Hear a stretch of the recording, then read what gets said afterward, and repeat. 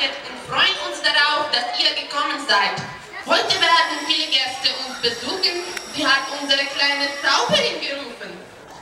Mist, ich habe das nicht gemacht. Oberzauberin, entschuldigen Sie mir bitte, ich habe vergessen, die Gäste einzuladen. Ich habe das gewusst. Du hast immer ein Katzengedächtnis gehabt. Gib mir meinen Zauberstock. Man muss unser Fest sofort retten. Kinder, wollen wir tanzen?